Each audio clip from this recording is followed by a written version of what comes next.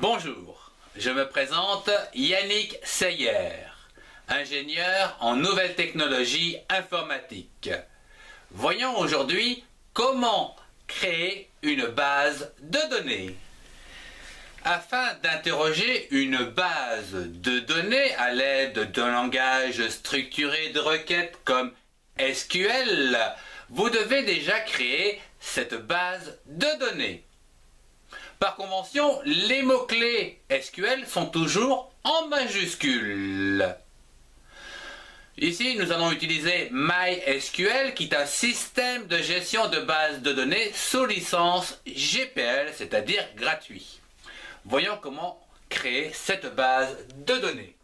Donc, nous sommes sous MySQL. Pour créer cette base de données, nous commençons par deux mots-clés, Create Database. Donc, Create Database.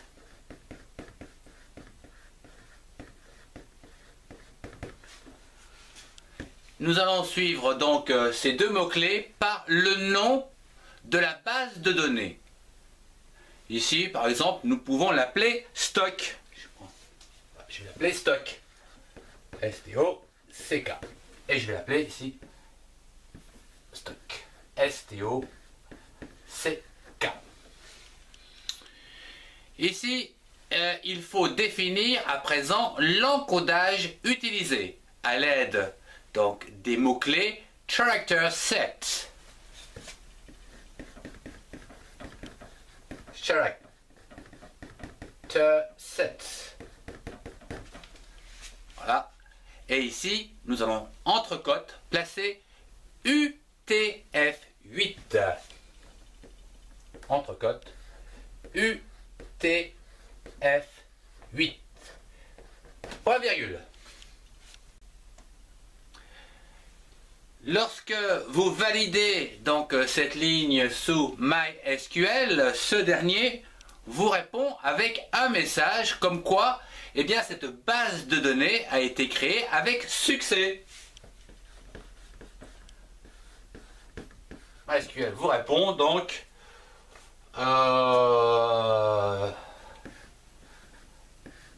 database stuck created with success.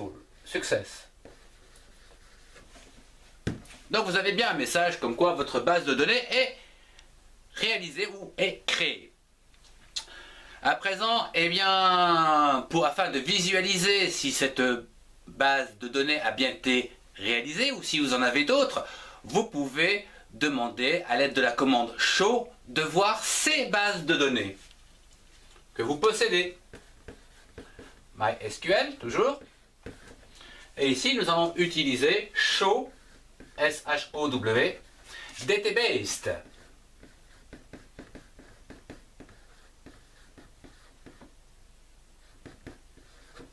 Point virgule. Et là, il va vous afficher, bien sûr, stock, puisque vous l'avez créé.